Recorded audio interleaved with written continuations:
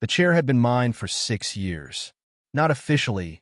Nothing at the Hart family table was ever official, but everyone knew it.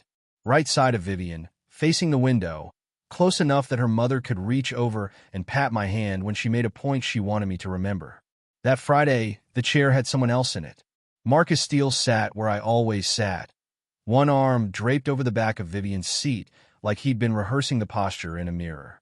He wore a navy suit that fit too well for a man who 2 years ago had been booking Vivian's flights and printing her slide decks. Now he had a title, Chief of Staff. Now he had opinions at dinner. I stood in the doorway of the private dining room at the top of Heartline Tower for a full 3 seconds before anyone noticed me. Vivian looked up first. She didn't flinch. That was the part that stayed with me. Not the chair, not Marcus's smirk, but the absence of anything on my wife's face that resembled surprise, or guilt, or even acknowledgement that something had shifted. "Ethan," she said like I'd walked into the wrong meeting, "there's a seat for you at the end." The end of the table.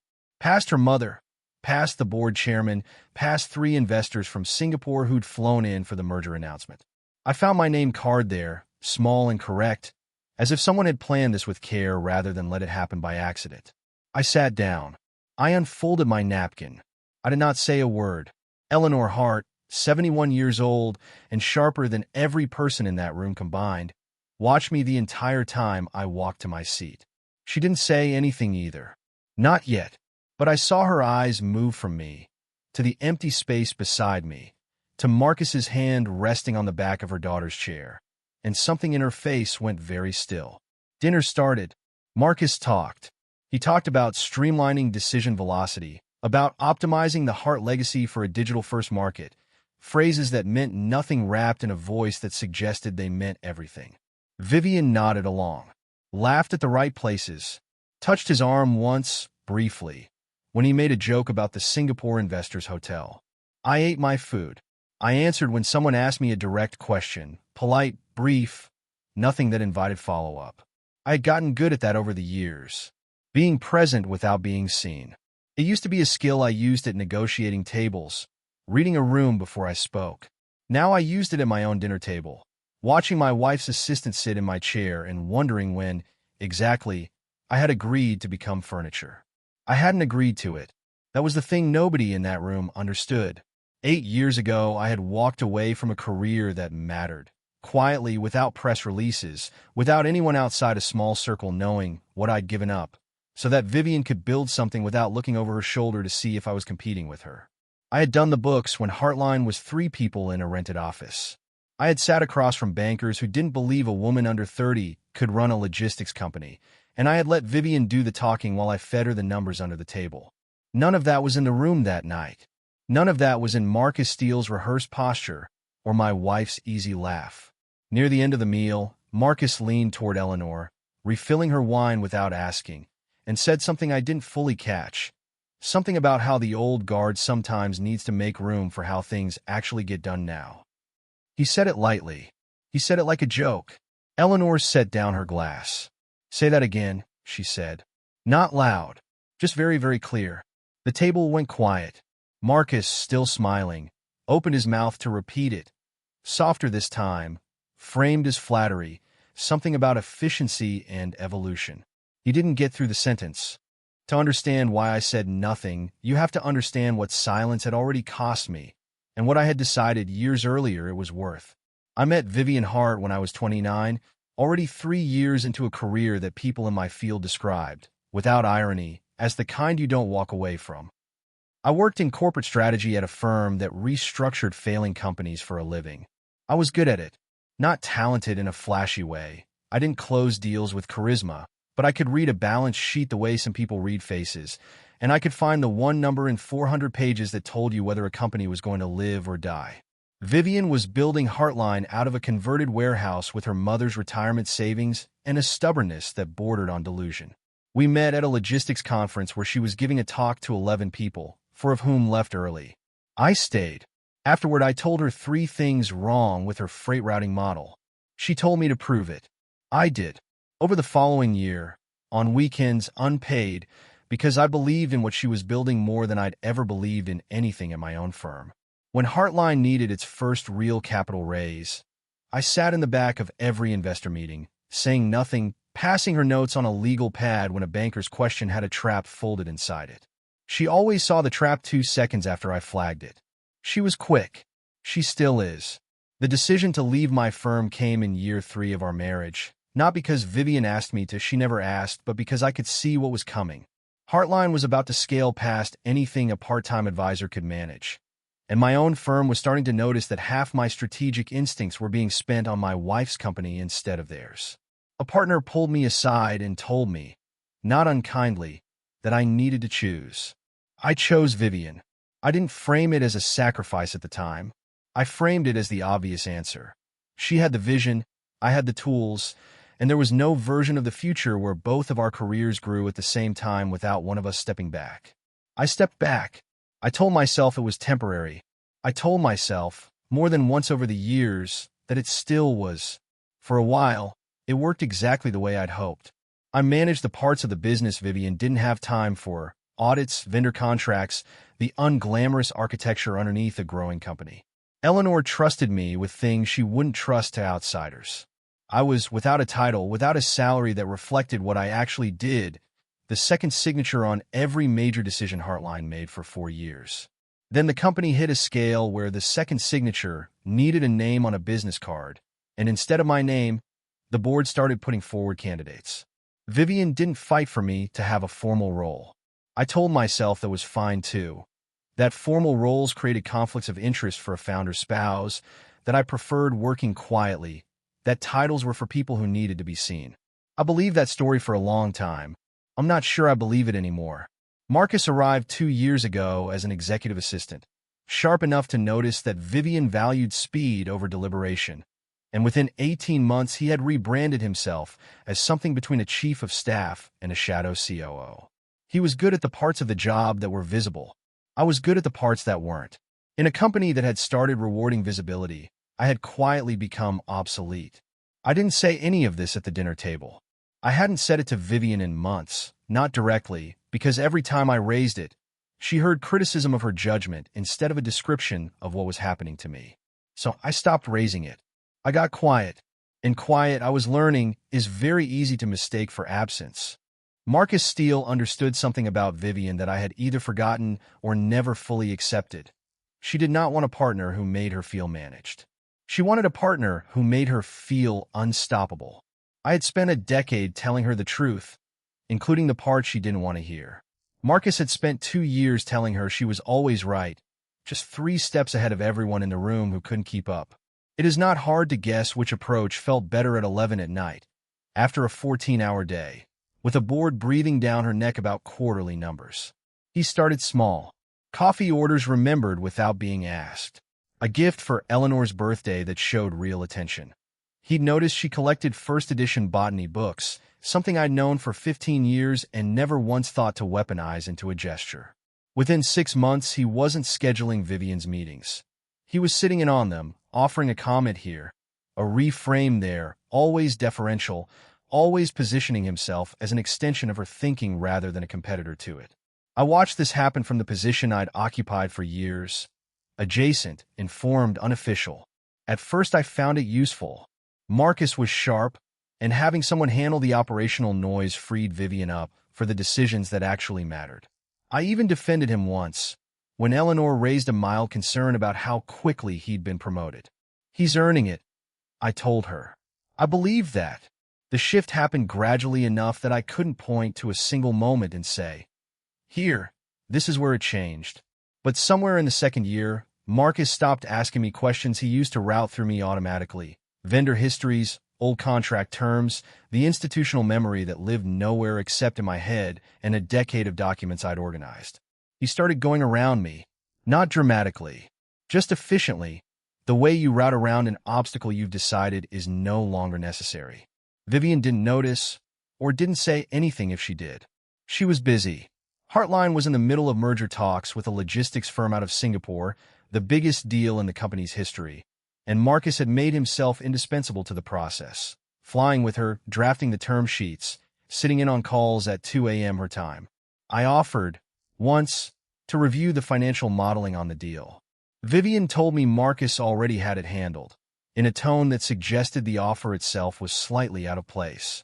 That was the first time I felt something I hadn't expected to feel toward a man I'd never had a real conflict with. Unease, sharp and specific, not about my pride but about the deal itself. Marcus's projections for the merger were aggressive in a way that didn't match the due diligence I'd glimpsed in passing.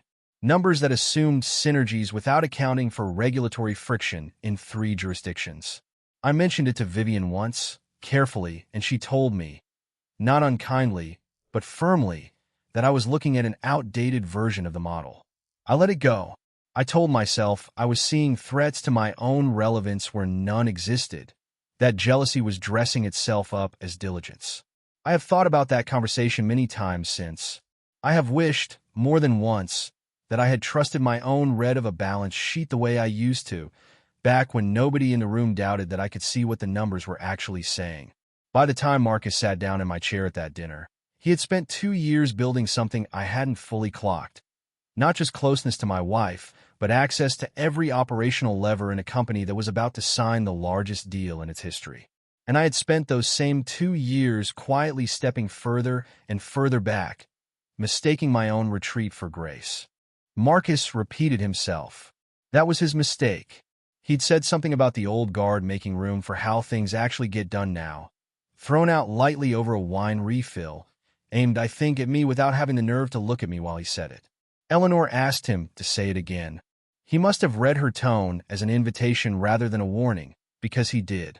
I just mean, he said, smiling at the investors from Singapore like they were an audience worth performing for, that companies like Heartline used to run on relationships and instinct. Vivian's built something that runs on data and speed now. Sometimes it means people who built the foundation need to step back and let the structure evolve past them. He didn't say my name. He didn't have to. Every person at that table understood exactly who the foundation was, sitting quietly at the far end with an untouched glass of wine. Eleanor Hart stood up. She was not a large woman. She'd built half the operational backbone of Heartline out of stubbornness and a filing cabinet she refused to digitize until she was 68. But when she stood, the room went the kind of quiet that has weight to it. "You've been with this company 2 years," she said to Marcus, her voice even, almost gentle, which made it worse. "Ethan built the routing algorithms this table's merger valuation is based on. He sat across from bankers who told my daughter to her face that a woman couldn't run a freight company, and he fed her every answer that proved them wrong, and he never once put his name on it. You have been here 2 years, and you think you get to decide what this family has earned the right to step back from?" Marcus's smile faltered, recalibrated, tried to find a diplomatic exit. "Eleanor, I didn't mean—" "You meant exactly that," she said. "I've watched you circle my daughter for 2 years like you were auditioning to replace her husband instead of support her company. I let it go because I thought you were ambitious. I did not realize you were also stupid enough to say it out loud." The Singapore investors had gone very still, the kind of stillness that comes from watching something you're not sure you're allowed to witness. Vivian's face had drained of color.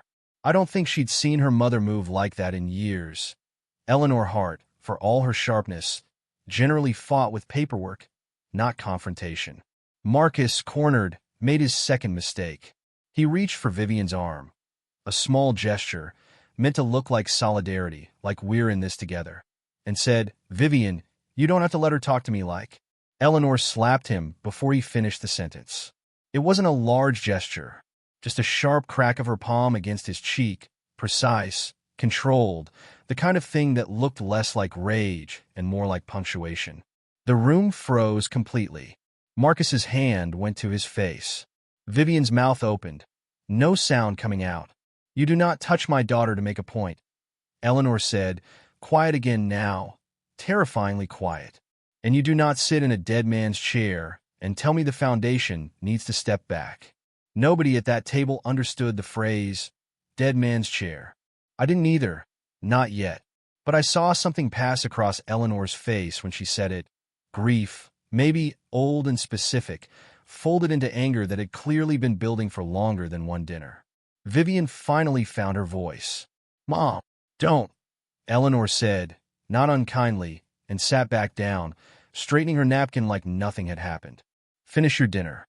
We'll talk business tomorrow without him in the room." Marcus stood, cheek red, dignity in pieces, and excused himself from the table. Nobody stopped him. Vivian didn't look at me once during any of it. I sat at the far end of the table, silent through the entire exchange, and felt something shift in my chest that I couldn't yet name. Not vindication, not quite relief. Something closer to the feeling of watching a door you thought was permanently shut swing open an inch. The week after the dinner, Heartline Tower felt different in a way I couldn't fully articulate until later. Marcus didn't disappear. Vivian wasn't ready to cut him loose over one dinner, whatever her mother thought, but something in the building's rhythm had shifted. People noticed the slap. People always notice things like that, even when nobody says a word about it directly. Eleanor called me 2 days later. Not Vivian, Eleanor. She asked me to come to her house instead of the office, and when I arrived she had a bottle of wine open and a folder on the table that she didn't touch for the first 20 minutes, as if she needed to talk around it before she could talk about it.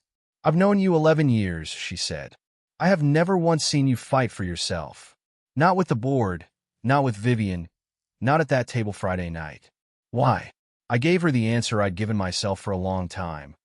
That fighting for myself would look like fighting Vivian, that the company mattered more than my ego, that quiet support was its own form of strength. Eleanor let me finish, then shook her head slowly. "That's not strength, Ethan. That's disappearing with better posture." I didn't have an answer for that. She slid the folder across the table. Inside were printouts, vendor contracts, wire authorizations, a spreadsheet of transactions routed through a logistics subcontractor in Singapore that Marcus had personally onboarded 6 months earlier as part of merger preparations. Eleanor still did things the old way. She'd asked a friend in the finance department, someone who'd known her since Heartline's warehouse days, to pull records quietly after the dinner. What she found didn't prove anything outright, but it raised the kind of questions that used to be my job to catch before they became real problems. "I don't trust him," she said.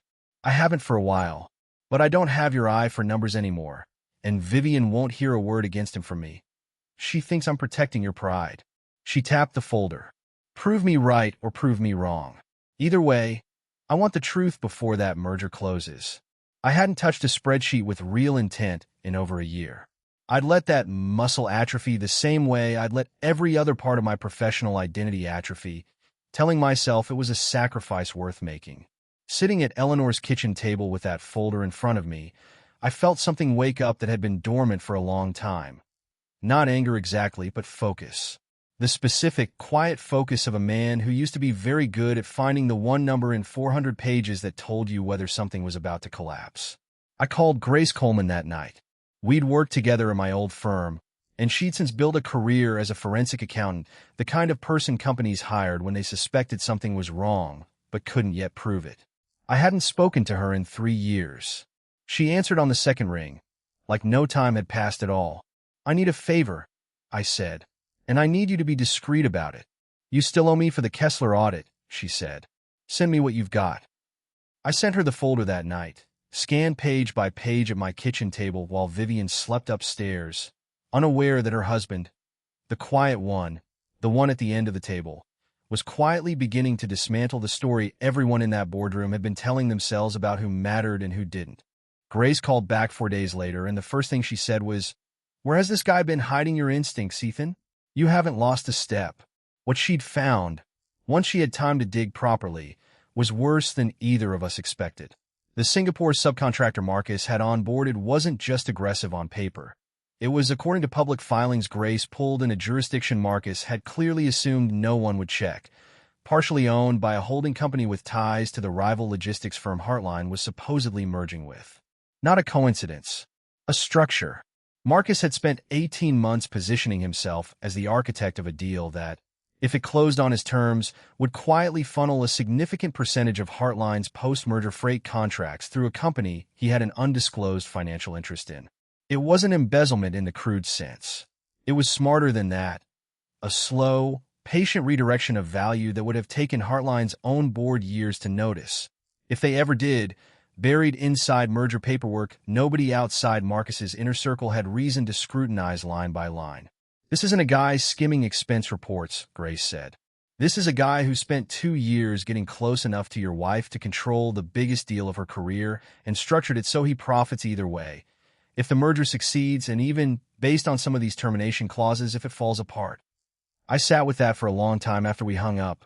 Not just the scale of it, but what it meant that I'd nearly missed it, that my quiet retreat from the company had left exactly the kind of blind spot a man like Marcus needed to operate freely. Eleanor's instincts had been right. My old instincts, the ones I'd spent a decade suppressing in the name of being supportive, had been right too, back when I'd first flagged the aggressive projections and let Vivian talk me out of trusting my own red. The next morning, I didn't go to Heartline Tower as a guest for once. I went as the person who'd built half the architecture the company still ran on, carrying a printed copy of everything Grace had found, and I asked Vivian's assistant, not Marcus, pointedly not Marcus, for 15 minutes on her calendar. She looked surprised when I walked in with a folder instead of coffee. Ethan, if this is about Friday, it's about the merger, I said and set the folder on her desk. I need you to actually read this before you say anything, and I need you to trust that I wouldn't bring it to you unless I was certain. She read it. I watched her face move through the stages I remembered from years of watching her process bad news in real time. Disbelief first, then the sharp narrowing of focus that meant she was no longer disbelieving, just calculating. When she finished, she sat back in her chair and looked at me for a long moment. Really looked, in a way, she hadn't in longer than either of us would probably admit. How long have you known? She asked. I've suspected for months, I said. I didn't trust myself enough to say it out loud until I had proof. That's on me too. She didn't apologize for the dinner. Not yet. That would come later, slower than I wanted, but it would come. What she said instead was quieter and more honest than anything she'd said to me in over a year. I forgot what you actually do for this company, she said. I let his version of helpful replace yours, because his was loud and yours was quiet, and I mistook quiet for empty. I know, I said. I let you. Vivian wanted to move immediately, confront Marcus that afternoon, pull him from the deal, freeze him out. I told her to wait, and for the first time in longer than I could remember, she actually listened to my reasoning instead of overriding it with her own instinct for speed. If we move too fast, he has time to cover the ownership structure before the board sees it, I said. Right now we have documentation he doesn't know exists. The moment he suspects we're onto him, that advantage disappears. We spent the next 10 days building the case properly, Grace tracing the ownership chain back through 3 shell entities, Eleanor quietly pulling historical wire records from a decade of institutional memory nobody else at Heartline still had access to, and me doing what I used to do best, modeling out exactly how the merger's financial terms would perform under Marcus's structure versus a clean one, so the board wouldn't just hear an accusation, they'd see, in numbers, precisely how much value was being redirected, and to whom. Marcus, for his part, seemed to sense something had shifted, though not what. He grew more attentive around Vivian, more present in meetings, occasionally glancing my way with the particular wariness of a man recalibrating a threat he'd previously dismissed. I gave him nothing to work with. I went back to being quiet, but it was a different kind of quiet now, the kind that comes from knowing exactly what you're about to do rather than not knowing what you're allowed to do. Richard Voss, the board chairman, was the hardest person to bring into the loop. He'd been at Heartline since its second year, and he'd grown fond of Marcus's efficiency, the same quality that had charmed Vivian. Convincing him meant not just showing him the ownership diagram, but walking him through, page by page, exactly how the termination clauses in the merger agreement had been quietly restructured over 4 separate drafts to benefit Marcus's shell entity regardless of outcome. It took Voss 2 hours, sitting in his own office with Grace's reports spread across his desk, before he finally sat back and said the words I'd been waiting to hear from someone with actual authority to act.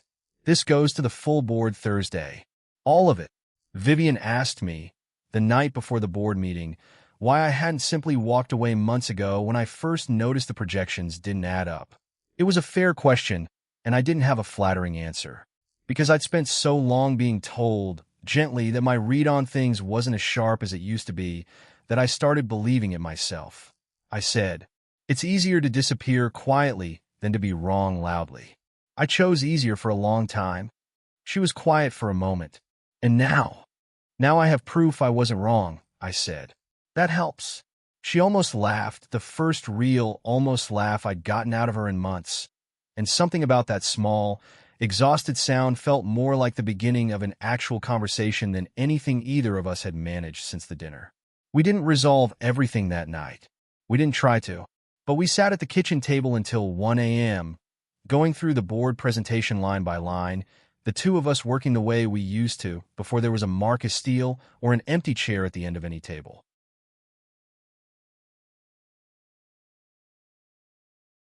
The Thursday board meeting was scheduled, on the surface, as a routine pre-close review of the Singapore merger. Marcus arrived early, characteristically composed, a leather portfolio under his arm, ready to walk the board through the final terms he'd spent 2 years engineering. He didn't know Voss had already read the full report. He didn't know Eleanor was sitting 2 seats closer to the head of the table than usual, or that I'd been added to the agenda as a guest presenter, a courtesy title that undersold exactly what I was about to do. Vivian opened the meeting the way she always did, crisp, controlled, giving no indication that anything unusual was coming. She thanked the board for their time, ran through the standard preliminaries, and then said the sentence that changed the shape of the room. Before we finalize terms, I've asked Ethan to walk us through an ownership analysis Grace Coleman completed this week. Marcus's expression didn't break immediately. That was, I think, the most impressive thing about him. Even in the moment his entire construction started to collapse, he held his composure like a man who still believed he could talk his way out from underneath it. I stood, connected my laptop to the boardroom display, and walked the room through it exactly the way I would have walked a client through a failing balance sheet a decade earlier. Calmly, precisely, letting the numbers do the damage rather than my tone. The ownership diagram appeared first, 3 shell entities, 1 address in Singapore that traced back, through 2 more layers, to Marcus Steele's name on a filing from 14 months earlier. Then the termination clauses highlighted in red, showing exactly how the merger had been restructured across 4 drafts to guarantee Marcus's entity a percentage of freight contracts regardless of whether the deal succeeded or collapsed. To be clear, I said, this isn't a case of aggressive but legitimate deal structuring. This is a Heartline executive using his position to build personal ownership into the outcome of a corporate merger, without disclosure, at the expense of every shareholder in this room. The silence that followed was longer and heavier than the one at the dinner table 2 weeks earlier. Marcus finally spoke, his voice controlled but thinner than usual. This is a misreading of standard subcontractor arrangements. I'd need to review the sourcing before I— You don't need to review it, Voss said, cutting him off, his voice carrying the particular weight of a man who had already made his decision hours ago and was only now allowing the room to catch up. I've had the full report since Tuesday, cross-checked against the filings myself. Eleanor didn't say anything. She didn't need to. She simply watched Marcus with an expression that made it clear the slap at the dinner table had been, in retrospect, a mercy compared to what was happening to him now, in front of a room full of people whose approval he had spent 2 years cultivating. The board voted to terminate Marcus's role within the hour, effective immediately, and to refer the ownership findings to outside counsel for further review. He was escorted from the building by security before the meeting even adjourned, his leather portfolio, full of a deal he'd never get to close, left behind on the boardroom table. Vivian didn't look at Marcus as he left. She looked at me, across the table, and for the first time since the night of the dinner, I saw something in her face that wasn't distraction or exhaustion or distance. It looked, more than anything, like the way she used to look at me across a legal pad in the back of an investor meeting, a decade earlier, before either of us had learned how easy it was to lose sight of each other inside a company's success. The merger closed 6 weeks later, on clean terms this time, renegotiated from the ground up under Voss's direct oversight and, at Vivian's insistence, with my name formally attached to the deal for the first time in Heartline's history. Not as an advisor working quietly in the background, but as head of corporate strategy, a title the board approved unanimously in the same meeting that terminated Marcus's employment. Vivian offered it to me the week after the board meeting, sitting across from me at our kitchen table, the same table where Eleanor had first slid a folder toward me and asked me to prove her right or wrong. I should have offered this years ago, Vivian said. I told myself I was protecting the company from the appearance of favoritism. I think the truth is I got comfortable with you being invisible, because invisible was convenient. I didn't pretend the last 2 years hadn't hurt, or that one title fixed the years of quietly disappearing into a role nobody had bothered to name. But I also didn't want to spend the next decade making her pay, in small ways, for a mistake she was actually trying to correct. We agreed, without much ceremony, to talk more, not just about the company, but about the shape our marriage had taken while we were both too busy building something else to notice it thinning out. Eleanor retired from day-to-day operations shortly after. Though retired, for Eleanor Hart meant she still called me twice a week to review numbers she technically no longer had authority over. She never explained the phrase she'd used at the dinner table, a dead man's chair, until months later over another bottle of wine, when she finally told me it was something her own father used to say about the founder's seat at a company, that the chair remembers who built it, even when the people around the table forget. She'd watched Marcus sit in it and felt, before she had any proof at all, that something fundamental had been violated. Marcus Steele was indicted 8 months later on charges related to undisclosed conflicts of interest and securities fraud, following a formal investigation that grew out of the same documents Grace had first traced through 3 shell companies at a kitchen table. He took a plea deal eventually, a fraction of the sentence he might have faced if the case had gone to trial, but his career in corporate leadership was, for all practical purposes, permanently finished. I felt less satisfaction in that than I expected to. Mostly I felt tired, and grateful that Eleanor had trusted her instincts enough to hand me that folder before the damage went further than it did. The chair at the family table is mine again, not because anyone declared it so, but because nobody has tried to sit in it since. Vivian and I still argue about the companies sometimes, the way we used to before either of us learned how to go quiet instead of honest. But it's a different kind of argument now. The kind two people have when they're actually paying attention to each other, instead of the kind that happens in the silence after one person stops bothering to speak up at all. I think about that dinner often. The empty seat at the end of the table, the 3 seconds nobody noticed I'd walked in, the version of myself who sat down without a word and told himself that was strength. I don't think silence is strength anymore. I think it's just the easiest way to disappear, while telling yourself you're being generous. I don't plan on disappearing again.